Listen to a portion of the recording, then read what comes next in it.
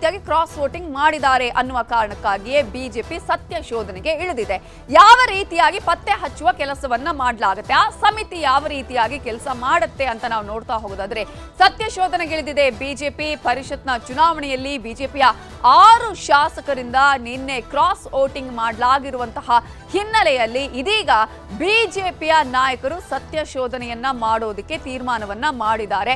ಆ ಹಿನ್ನೆಲೆಯಲ್ಲಿ ಸತ್ಯ ಶೋಧನೆಗೆ ಒಂದು ಸಮಿತಿಯನ್ನ ಕೂಡ ರಚನೆ ಮಾಡುವ ಕೆಲಸವನ್ನ ಬಿಜೆಪಿ ವತಿಯಿಂದ ಈಗಾಗಲೇ ಮಾಡಲಾಗ್ತಾ ಇದೆ. ಈಗಾಗಲೇ ಬಿಜೆಪಿಯ ಅನೇಕ ನಾಯಕರುಗಳು ಜೊತೆಗೆ ಶಾಸಕರುಗಳು ಹೇಳ್ತಾ ಇದ್ರು, ಈ ರೀತಿಯಾಗಿ ಯಾರು ಮಾಡಿದಾರೋ ಪಕ್ಷಕ್ಕೆ ದ್ರೋಹವನ್ನ ಎಸಗುವ ಕೆಲಸವನ್ನ ಮಾಡಿದ್ದಾರೆ ಅಂತ ಹೇಳಿ. ಸೊ ಶಾಸಕರನ್ನ ವಿಶ್ವಾಸಕ್ಕೆ ತೆಗೆದುಕೊಳ್ಳುವಲ್ಲಿ ವಿಫಲರಾದ್ರು ನಾಯಕರು. ಅತಿಯಾದ ವಿಶ್ವಾಸ ಇದ್ದ ಹಾಗೆ ಕಾಣಿಸ್ತಾ ಇತ್ತು. ಈಗ ಯಾರು ಕೂಡ ನಮ್ಮಲ್ಲಿ ಆ ರೀತಿಯಾಗಿ ಅಡ್ಡ ಮತದಾನ ಮಾಡೋದಕ್ಕೆ ಚಾನ್ಸೇ ಇಲ್ಲ ಅನ್ನುವಂಥದ್ದು. ಆದ್ರೆ ಒಳಗಿಂದೊಳಗೆ ಆದಂತಹ ಬೆಳವಣಿಗೆಗಳನ್ನ ನಿರೀಕ್ಷೆ ಕೂಡ ಮಾಡಿರ್ಲಿಲ್ಲ ನಾಯಕರುಗಳಲ್ಲೂ ಕೂಡ, ಎಸ್ಪೆಷಲಿ ಬಿಜೆಪಿ ಅವರ. ಕಾರಣ ಜೆಡಿಎಸ್ ಅವರಾದ್ರೂ ಅಟ್ಲೀಸ್ಟ್ ಸ್ವಲ್ಪ ಎಚ್ಚೆತ್ತುಕೊಂಡಿದ್ರು. ಆದ್ರೆ ಬಿಜೆಪಿ ಅಂತಹ ಯಾವ ರೀತಿಯ ಪ್ರಯತ್ನಗಳನ್ನು ಕೂಡ ಈ ರೀತಿಯಾಗಿ ಆಗತ್ತೆ ಅನ್ನುವಂತಹ ಒಂದು ಸಣ್ಣ ಕ್ಲೂ, ಒಂದು ಸಣ್ಣ ನಿರೀಕ್ಷೆಯನ್ನು ಕೂಡ ಇಟ್ಕೊಂಡಿರ್ಲಿಲ್ಲ. ಅಡ್ಡ ಮತದಾನ ಮಾಡಿದ ಶಾಸಕರ ಪತ್ತೆ ಹಚ್ಚುವ ಕಾರಣಕ್ಕಾಗಿಯೇ ಸತ್ಯ ಶೋಧನಾ ಸಮಿತಿಯನ್ನ ಕೂಡ ಈಗಾಗಲೇ ಬಿಜೆಪಿ ಮಾಡಿರುವಂತದ್ದು, ರಚನೆಯನ್ನ ಮಾಡಿದೆ. ಆ ಸತ್ಯ ಶೋಧನಾ ಸಮಿತಿ ಯಾರು ಆ 6 ಶಾಸಕರು ಅನ್ನೋದನ್ನ ಪತ್ತೆ ಹಚ್ಚುವ ಕೆಲಸ ಮಾಡುತ್ತೆ. ಯಾರು ಆಗಿರಲಿದ್ದಾರೆ, ಯಾರು ಈ ರೀತಿಯಾಗಿ ಮಾಡಿದ್ದಾರೆ ಅನ್ನೋದ್ರ ಬಗ್ಗೆ ಮಾಹಿತಿಯನ್ನ ಕಲೆ ಹಾಕುವ ಕೆಲಸವನ್ನ ಮಾಡುತ್ತೆ. ಸೊ ಇದರಲ್ಲಿ ಯಾರ್ಯಾರಿದ್ದಾರೆ ಅಂತ ನಾವು ಗಮನಿಸ್ತಾ ಹೋಗೋದಾದ್ರೆ MLC ಆಗಿರುವಂತಹ CT ರವಿ ಅವರು ಕೂಡ ಈ ಒಂದು ಸತ್ಯ ಶೋಧನಾ ಸಮಿತಿಯಲ್ಲಿ ಇದ್ದಾರೆ. ಪ್ರಮುಖವಾಗಿ ಈ ಒಂದು ವಿಚಾರವೇ ದೊಡ್ಡ ಮಟ್ಟದಲ್ಲಿ ಈಗ ಬಿಜೆಪಿಗೆ ಮುಜುಗರಕ್ಕೆ ಕೂಡ ಕಾರಣ ಆಗಿರುವಂತದ್ದು. ಅದೇ ರೀತಿಯಾಗಿ ಶಾಸಕರಾಗಿರುವಂತಹ ಮಹೇಶ್ ತೆಂಗಿನಕಾಯಿ ಕೂಡ ಈ ಒಂದು ಸಮಿತಿಯಲ್ಲಿ ಇದ್ದಾರೆ. ಸತ್ಯ ಶೋಧನಾ ಸಮಿತಿಯಲ್ಲಿ ಯಾರ್ಯಾರು ಕ್ರಾಸ್ ವೋಟಿಂಗ್ ಮಾಡಿದ್ದಾರೆ ಅನ್ನೋದ್ರ ಕುರಿತು ಈಗ ಇರುವಂತಹ ಟಾಸ್ಕ್ ಇವರಿಗೆ ಪತ್ತೆ ಹಚ್ಚುವಂತಹ ಕೆಲಸ. ಕೆಲವರ ಮೇಲೆ ಆಲ್ರೆಡಿ ಅನುಮಾನಗಳು ಕೂಡ ಇದೆ. ಜೊತೆಗೆ ಒಂದಷ್ಟು ಕೆಲವರ ಹೆಸರನ್ನ ಹರಿಬಿಡುವ ಕೆಲಸವನ್ನ ಕೂಡ ಆಲ್ರೆಡಿ ಈಗಾಗಲೇ ಮಾಡಲಾಗಿದೆ. ಇನ್ನು ಸತ್ಯ ಶೋಧನಾ ಸಮಿತಿಯಲ್ಲಿ ಮಾಜಿ ಸಚಿವರಾಗಿರುವ ಎನ್ ಮಹೇಶ್ ಅವರು ಕೂಡ ಇದ್ದಾರೆ. ಅದರ ಜೊತೆಗೇನೆ ಈ ಒಂದು ಸತ್ಯ ಶೋಧನಾ ಸಮಿತಿಯಲ್ಲಿ ಸಾಕಷ್ಟು ರೀತಿಯಾದಂತಹ ಸವಾಲುಗಳು ಕೂಡ ಇವರಿಗೆ ಇದೆ, ಅವರನ್ನ ಪತ್ತೆ ಹಚ್ಚುವಂತಹ ಕೆಲಸ. ಸೊ ಅಡ್ಡ ಮತದಾನ ಮಾಡಿದವರನ್ನ ಪತ್ತೆ ಹಚ್ಚೋದಕ್ಕೆ ಜೂನ್ 25ರ ಗಡುವನ್ನ ಕೂಡ ನೀಡಲಾಗಿದೆ. ಆದರೆ ಜೂನ್ 23ರ ಒಳಗೇನೆ ಈಗ ಹೈಕಮಾಂಡ್ ಕೂಡ ಬುಲಾವನ್ನ ಕೊಟ್ಟಿದೆ. ಬಿಜೆಪಿ ರಾಜ್ಯಾಧ್ಯಕ್ಷರಾಗಿರುವಂತಹ ವಿಜಯೇಂದ್ರ, ಅದೇ ರೀತಿಯಾಗಿ ವಿಪಕ್ಷನಾಗಿರುವಂತಹ ಆರ್ ಅಶೋಕ್ ಅವರು ಬರಬೇಕು, ಸವಿವರವಾದ ಮಾಹಿತಿಯನ್ನ ತಗೊಂಡು ಬರಬೇಕು ಅಂತ ಹೇಳಿ. ಇನ್ನು ಸತ್ಯಾಸತ್ಯತೆ ವಾಸ್ತವಿಕತೆಯನ್ನ ತಿಳಿದು ಸಮಗ್ರ ವರದಿಯನ್ನ ಕೊಡಬೇಕು ಅನ್ನುವಂತಹ ಸೂಚನೆಯನ್ನ ಸತ್ಯ ಶೋಧನಾ ಸಮಿತಿಗೆ ಈಗಾಗಲೇ ಸೂಚಿಸಲಾಗಿದೆ. ಅಸಿಂಧುಗೊಂಡ ಮತದ ಬಗ್ಗೆಯೂ ಕೂಡ ವರದಿಗೆ ಅಲ್ಲಿ ಸೂಚನೆಯನ್ನ ನೀಡಲಾಗಿರೋದನ್ನ ಕೂಡ ನಾವು ಗಮನಿಸಬಹುದು. ಕಾರಣ ಯಾರು ಈ ರೀತಿಯಾಗಿ ಮಾಡಿದ್ದಾರೆ ಅನ್ನುವಂಥದ್ದು. ವೀಕ್ಷಕರಿದ್ರೂ ಕೂಡ ಇಂತಹ ಒಂದು ಪರಿಸ್ಥಿತಿ ಹೇಗೆ ಬಂತು ಅಂತ ಸಂಪೂರ್ಣ ವರದಿಯನ್ನ ಹೈಕಮಾಂಡ್ಗೆ ನೀಡೋದಕ್ಕೆ ಕೂಡ ಈಗಾಗಲೇ ಸಿದ್ಧತೆಯನ್ನ ಬಿಜೆಪಿಯ ನಾಯಕರುಗಳು ಮಾಡಿದ್ದಾರೆ. ಮುಂದಿನ ವಾರ ದೆಹಲಿಗೆ ಹೋಗಲಿದ್ದಾರೆ ವಿಜಯೇಂದ್ರ ಅವರು. ಅಲ್ಲಿ ವರದಿಯನ್ನ ನೀಡಲಿದ್ದಾರೆ. ಈ ರೀತಿಯಾಗಿ ಮಾಡಿದವರ ವಿರುದ್ಧ, ಪಕ್ಷ ವಿರೋಧಿ ಚಟುವಟಿಕೆಯನ್ನ ಮಾಡಿದವರ ವಿರುದ್ಧ ಕಠಿಣ ಕ್ರಮವನ್ನ ಕೈಗೊಳ್ಳಬೇಕು ಅನ್ನುವಂತಹ ವಿಚಾರವನ್ನ ಕೂಡ ಹೇಳಿದ್ದಾರೆ. ಹೈಕಮಾಂಡ್ ಕೂಡ ಆಲ್ರೆಡಿ ಇದನ್ನ ಗಮನದಲ್ಲಿ ಇಟ್ಟುಕೊಂಡಿದೆ. ಜೊತೆಗೆ ಇಲ್ಲಿರುವಂತಹ ನಾಯಕರಿಗೇನೆ ದೊಡ್ಡ ಮಟ್ಟದಲ್ಲಿ ಈಗ ಈ ವಿಚಾರ ಕುತ್ತು ಬರುವಂತಹ ಸಾಧ್ಯತೆಗಳು ಕೂಡ ಕಾಣಿಸ್ತಾ ಇದೆ. ಸೊ ಮುಂದಿನ ವಾರ ದೆಹಲಿಗೆ ಹೋಗಲಿದ್ದಾರೆ ವಿಜಯೇಂದ್ರ ಅವರು. ಹಾಗಾದ್ರೆ ಯಾರ್ಯಾರ ಮೇಲೆ ಅನುಮಾನ ಇದೆ ಅನ್ನೋದನ್ನ ನೋಡಿದ್ರೆ ಈಗ ಯಾರನ್ನೇ ನೋಡಿದ್ರು ಕೂಡ ಅನುಮಾನದ ಕಣ್ಣಿನಿಂದಲೇ ನೋಡಬೇಕಾದಂತಹ ಪರಿಸ್ಥಿತಿ ಬಿಜೆಪಿಯಲ್ಲಿ ಉಂಟಾಗಿದೆ. ಕಾರಣ ಬಿಜೆಪಿಯಲ್ಲೇ ಇದೀಗ ಒಬ್ಬರ ಮೇಲೆ ಆರೋಪಗಳನ್ನ ಮಾಡುವಂತಹ ವಿಚಾರ ಜೋರಾಗಿದೆ. ಅವ್ರು ಮಾಡಿದ್ದಾರೆ, ಇವ್ರು ಮಾಡಿದ್ದಾರೆ ಅಂತ ಹೇಳಿ ಎತ್ತಾಕುವ ಕೆಲಸಗಳು ಕೂಡ ಆಗ್ತಾ ಇರೋದನ್ನ ನಾವು ನೋಡ್ತಾ ಇದ್ದೀವಿ. ವಿಜಯೇಂದ್ರ ಬಣದಿಂದ ವಿರೋಧಿ ಬಣದ ಮೇಲೆ ಅನುಮಾನ ಇದೆ. ಯಾಕಂತ ಹೇಳಿದ್ರೆ ಅವರ ಬಣದವರೇ ಮಾಡಿರಬಹುದು ಅನ್ನುವಂತಹ ಒಂದು ಅನುಮಾನವನ್ನ ವಿಜಯೇಂದ್ರ ಬಣದವರು ಹೇಳ್ತಾ ಇದ್ದಾರೆ. ಆ ರೀತಿಯ ಅನುಮಾನಗಳನ್ನ ವ್ಯಕ್ತಪಡಿಸ್ತಾ ಇದ್ದಾರೆ. ಇನ್ನು ವಿರೋಧಿ ಬಣದವರು ವಿಜಯೇಂದ್ರ ಬಣದವರ ಮೇಲೆ ಶಂಕೆಯನ್ನ ವ್ಯಕ್ತಪಡಿಸ್ತಾ ಇದ್ದಾರೆ. ಇವರ ಟೀಮ್ ಅವರೇ ಅಲ್ಲಿ ಸಪೋರ್ಟ್ ಮಾಡಿರಬೇಕು ಅಂತ ಹೇಳಿ ಅದಕ್ಕೆ ಬೇರೆ ಬೇರೆ ಕಾರಣಗಳನ್ನ ಕೂಡ ಅನೇಕರು ಹೇಳಿದ್ದಾರೆ. ಆ ಒಂದು ಹಿನ್ನೆಲೆಯಲ್ಲಿ ಯಾಕೆ ಮಾಡಿರಬಹುದು ವಿಜಯೇಂದ್ರ ಬಣದವರು, ಅವರನ್ನೇ ಮಾಡಿಸಿರುವಂತಹ ಸಾಧ್ಯತೆಗಳಿದೆ ಅನ್ನುವ ಮಾತುಗಳು ಕೂಡ ಇದೆ. ಸೊ ವಿಜಯೇಂದ್ರ ಬದಲಾವಣೆಗೆ ಮತ್ತೊಮ್ಮೆ ಒತ್ತಡ ಹೇರೋದಕ್ಕೆ ಇದು ಈಗ ಒಳ್ಳೆಯ ಅವಕಾಶ ವಿರೋಧಿ ಬಣಕ್ಕೆ ಸಿಕ್ಕಿದೆ. ಈಗಾಗಲೇ ಬಿಜೆಪಿಯ ಹೈಕಮಾಂಡ್ ಇಲ್ಲಿವರೆಗೂ ಕೂಡ ವಿಜಯೇಂದ್ರ ಅವರ ಬದಲಾವಣೆ ಮಾಡುವ ವಿಚಾರದಲ್ಲಿ ಯಾವುದೇ ರೀತಿ ಇದೆ ಅವರನ್ನೇ ಕಂಟಿನ್ಯೂ ಮಾಡೋದು ಅನ್ನುವಂತಹ ತೀರ್ಮಾನವನ್ನು ತೆಗೆದುಕೊಂಡಿತ್ತು. ಯಾಕೆ ವಿಜಯೇಂದ್ರ ಅವರ ಬದಲಾವಣೆ ಮಾಡಬೇಕು ಅನ್ನೋದಕ್ಕೂ ಕೂಡ ವಿರೋಧಿ ಬಣ ಹೇಳ್ತಾ ಇದೆ. ಸೊ ಈ ಹಿನ್ನೆಲೆಯಲ್ಲಿ ವಿಜಯೇಂದ್ರ ಹಾಗೇನೆ ಆರ್ ಅಶೋಕ್ ಅವರ ಕುರ್ಚಿಗೆ ಇದೀಗ ಕಂಟಕ ಎದುರಾಗಿದೆ. ಅವರ ಸ್ಥಾನಕ್ಕೆ ಕುತ್ತು ಬಂದಿದೆ. ಈ ವಿಚಾರದಲ್ಲಿ ಹಾಗಾದ್ರೆ ಬಿಜೆಪಿ ರಾಜ್ಯಾಧ್ಯಕ್ಷರಾಗಿರುವ ವಿಜಯೇಂದ್ರ ಅವರು ಆರ್ ಅಶೋಕ್ ಅವರ ನಿಲುವು ಏನು, ಯಾವ ರೀತಿಯಾಗಿ ಈಗ ತನಿಖೆಯನ್ನ ನಡೆಸಲಾಗುತ್ತೆ, ಅವರ ಮಾತುಗಳೇನು ನೋಡೋಣ. ಬಸವರಾಜ್ ಇರ್ಬೋದು, ಚಂದ್ರು ಲಮಾಣಿ ಇರ್ಬೋದು, ಕೃಷ್ಣ ನಾಯಕ್ ಇರ್ಬೋದು, ಈ ರೀತಿ ಬೇರೆ ಬೇರೆ ಹೆಸರುಗಳನ್ನ ತೇಲ್ಬಿಡುವ ಮೂಲಕ ಬಿಜೆಪಿನಲ್ಲಿ ಬೆಂಕಿ ಹಚ್ಚತಕ್ಕಂತ ಕುತಂತ್ರ ಕಾಂಗ್ರೆಸ್ ಮಾಡೋದಕ್ಕೆ ಹೊರಟಿದ್ದಾರೆ. ಹಾಗಾಗೇನೆ ಇದು ಯಾವುದಕ್ಕೂ ಕೂಡ ನಾವು ತಲೆ ಕೆಡಿಸ್ಕೊಳ್ಳೋದಿಲ್ಲ. ಅಂದ್ರೆ ಈಗಾಗಲೇ ನಾನು ಹಿರಿಯ ಮುಖಂಡರಾಗಿರ್ತಕ್ಕಂಥ ಸಿ ಟಿ ರವಿ ಅವರು, ಕೊಳ್ಳೇಗಾಲದ ಮಾಜಿ ಸಚಿವರು ಮಹೇಶ್ ಅವರು ಮತ್ತೆ ಮಹೇಶ್ ತೆಂಗಿನಕಾಯಿ 3 ಜನದ ತಂಡ ಈಗಾಗಲೇ ಘೋಷಣೆ ಮಾಡಿದ್ದೇವೆ. 3-4 ದಿನದಲ್ಲಿ ಸತ್ಯಾಸತ್ಯತೆ ಏನು ಅನ್ನೋದು ಹೊರಬರ್ತದೆ. ಊರಿಗೆ ಬಂದವಳು ನೀರಿಗೆ ಬಂದೇ ಇರ್ತಾಳೆ. ಸೆರಗಲ್ಲಿ ಕೆಂಡ ಕಟ್ಕೊಂಡ್ರೆ ಎಷ್ಟೊತ್ತು ಇರ್ತದೆ? ಸುಡೋವರೆಗೂ ಇರ್ತದೆ ಅಷ್ಟೇ. ಸುಟ್ಟ ಮೇಲೆ ಕೆಂಡ ಆಚೆ ಬಂದೇ ಬರ್ತದೆ. ಇದು ದುಡ್ಡು ತಗೊಂಡಿರೋದು, ಪಕ್ಕಾ ದುಡ್ಡು ತಗೊಂಡು ವೋಟ್ ಹಾಕಿರುವಂತ ಸ್ಕೀಮ್ ಇದು. ಅದರಿಂದ ಇದು ಮುಚ್ಚಿಡಿಯಕ್ಕಾಗದೇ ಇಲ್ಲ. ಯಾಕಂದ್ರೆ ಕೋಟಿ ವ್ಯವಹಾರ ಆಗಿರ್ತದೆ. ಕೋಟಿ ವ್ಯವಹಾರ, ಅನುದಾನ ಇವೆಲ್ಲನೂ ಕೂಡ ಬಯಲಿಗೆ ಬಂದೇ ಬರ್ತದೆ. ಸೊ ಅತಿಯಾದ ವಿಶ್ವಾಸ ಇತ್ತು, ಏನು ಆಗೋದಿಲ್ಲ ಅನ್ನುವಂಥದ್ದು ಮುನ್ನೆಚ್ಚರಿಕಾ ಕ್ರಮಗಳನ್ನು ತೆಗೆದುಕೊಳ್ಳಬೇಕಾಗಿತ್ತು. ಅವು ಕೂಡ ಇಲ್ಲಿ ಕಾಣಿಸ್ತಾ ಇಲ್ಲ. ದುಡ್ಡಿನ ವಿಚಾರವನ್ನು ಕೂಡ ಆರ್ ಅಶೋಕ್ ಪ್ರಸ್ತಾಪ ಮಾಡಿದ್ದಾರೆ ಇಲ್ಲಿ.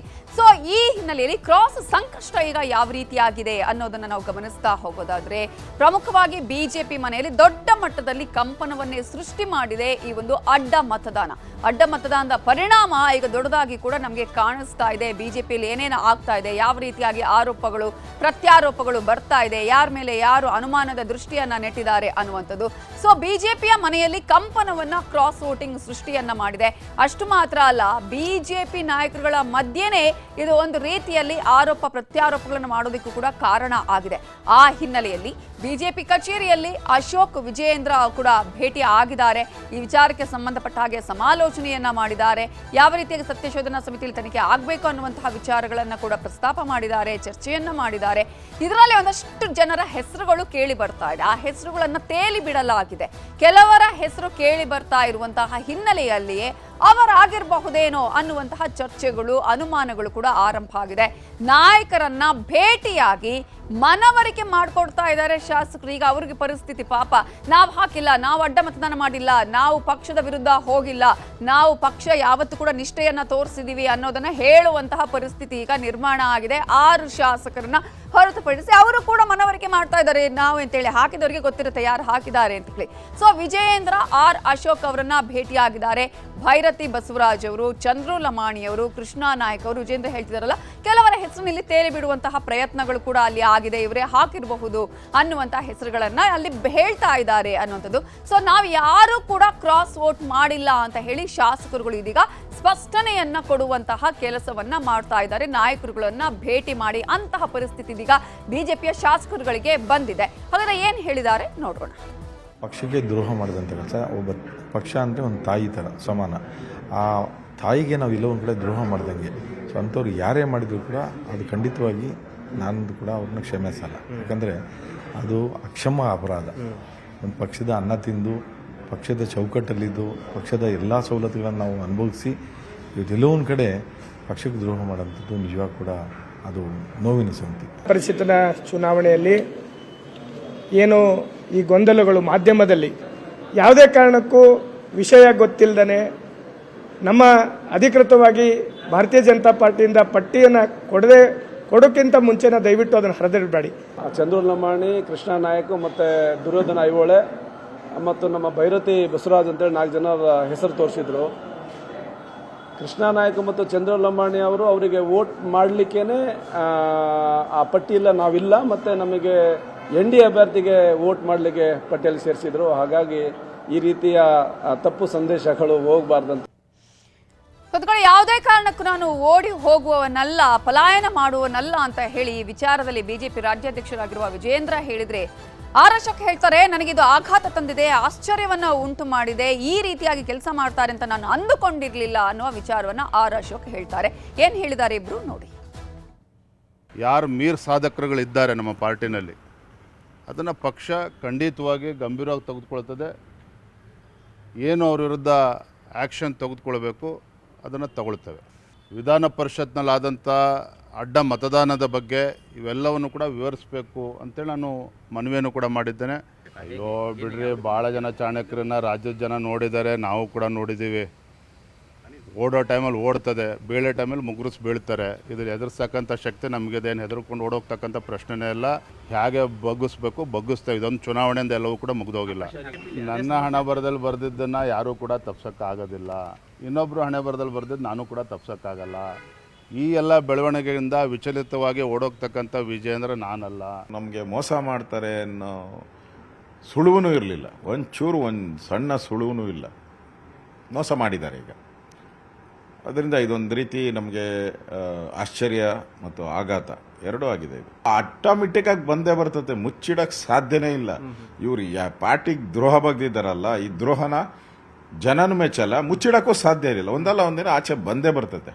ಅದು ಅವ್ರಿಗೆ ಕಾಯ್ಬೇಕಷ್ಟೇ. ನಾವು ದುಡ್ಡು ತಗೊಂಡಿದ್ದಾರೆ, ಅಕ್ರಮ ಮಾಡಿದ್ದಾರೆ, ಅವ್ರನ್ನ ಬಲಿ ಹಾಕಬೇಕು, ಅವ್ರು ಸರಿಯಾದಂಥ ಶಿಕ್ಷೆ ಕೊಡಬೇಕು. ಇಂಥ ಕಳ್ಳರಿಗೆ, ಇಂಥ ಖದೀಮರಿಗೆ ಸರಿಯಾದಂಥ ಶಿಕ್ಷೆ ಆಗಬೇಕು. ಅದು ಹಾಗೆ ಆಗುತ್ತೆ.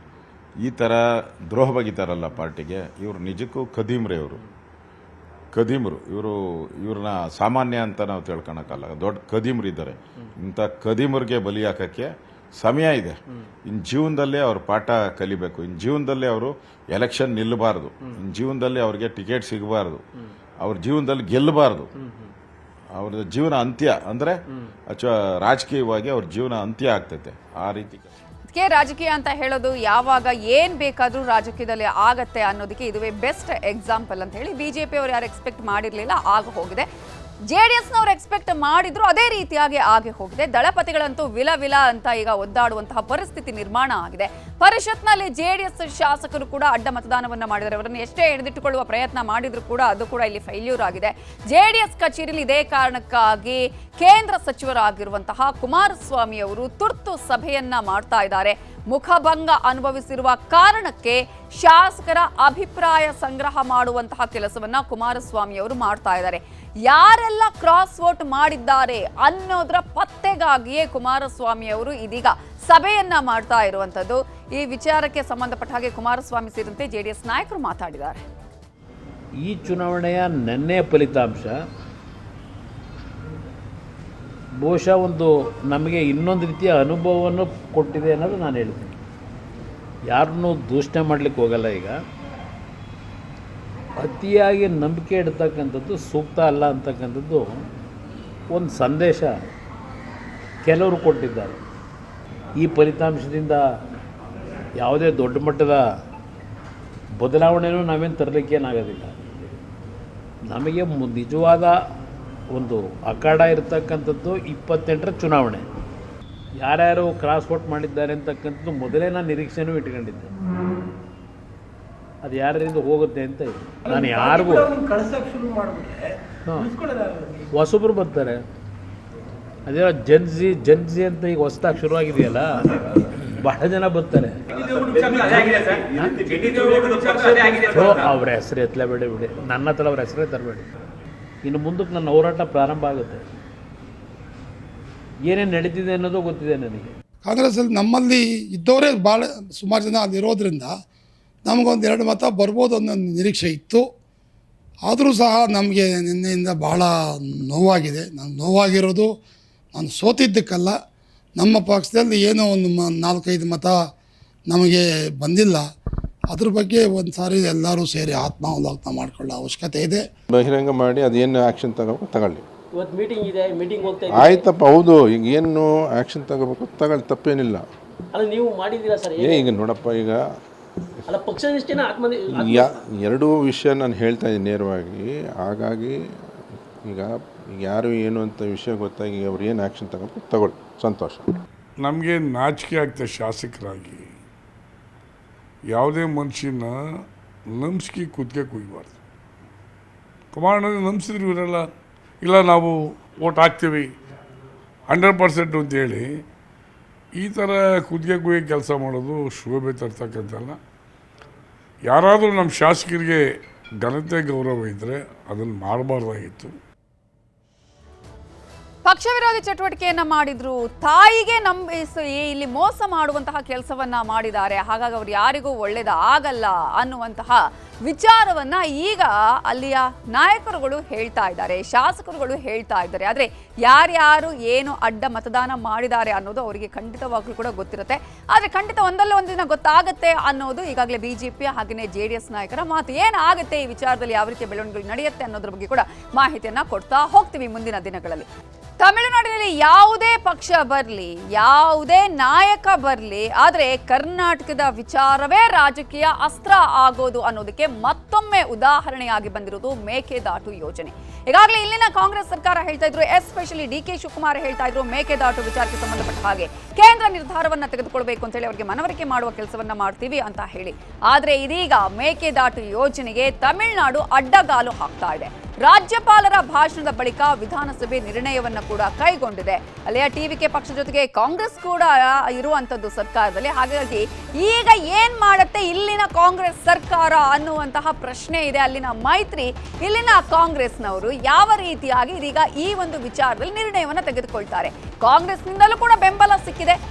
ಈಗ CM ಆಗಿರುವಂತಹ DK ಶಿವಕುಮಾರ್ ಏನ್ ಮಾಡ್ತಾರೆ ಈ ವಿಚಾರದಲ್ಲಿ, ಖಂಡಿತವಾಗ್ಲೂ ನಾವು ಮಾಡೇ ಮಾಡ್ತೀವಿ ಅನ್ನುವ ವಿಚಾರವನ್ನ DK ಶಿವಕುಮಾರ್ CM ಆದ ದಿನದಿಂದಲೂ, ಅದಕ್ಕಿಂತ ಮುಂಚೆಯಿಂದಲೂ ಕೂಡ, ಅವರು ಜಲಸಂಪನ್ಮೂಲ ಸಚಿವರಾಗಿದ್ದಾಗಿನಿಂದಲೂ ಕೂಡ ಹೇಳ್ತಾನೆ ಬರ್ತಾ ಇದ್ರು. ಆದ್ರೆ ತಮಿಳುನಾಡು ಇದಕ್ಕೆ ಅಡ್ಡಗಾಲ ಹಾಕ್ತಾನೆ ಇತ್ತು. ಮೊನ್ನೆ ಕೂಡ ಕೇಂದ್ರಕ್ಕೆ ಪತ್ರವನ್ನ ಬರೆದಿತ್ತು, ಪ್ರಧಾನಿಗಳಿಗೂ ಕೂಡ ಪತ್ರವನ್ನ ಬರೆದಿದ್ರು ವಿಜಯ್ ಅವರು. ಇಂತಹ ಸಂದರ್ಭದಲ್ಲಿ ಇದೀಗ ಮತ್ತೆ ಅಡ್ಡಗಾಲನ್ನ ಹಾಕ್ತಾ ಇದ್ದಾರೆ ತಮಿಳುನಾಡಿನಲ್ಲಿ. ಹಾಗಾದ್ರೆ ಯಾವ ರೀತಿಯಾಗಿ ಅಡ್ಡಗಾಲನ್ನ ಹಾಕ್ತಾ ಇದ್ದಾರೆ, ಇವತ್ತು ಆದಂತಹ ಬೆಳವಣಿಗೆಗಳು ಏನೇನು ಅನ್ನೋದನ್ನ ನಾವು ನೋಡ್ತಾ ಹೋಗಿದ್ರೆ ಇಡೀ ರಾಜಕೀಯ ಸ್ವರೂಪ ಹೇಗಾಯ್ತು ಈ ವಿಚಾರದಲ್ಲಿ ಅಂತ ನೋಡೋದಾದ್ರೆ, ತಮಿಳುನಾಡು ಸರ್ಕಾರ ಒಂದು ನಿರ್ಣಯವನ್ನ ಇವತ್ತು ತೆಗೆದುಕೊಳ್ಳುತ್ತೆ.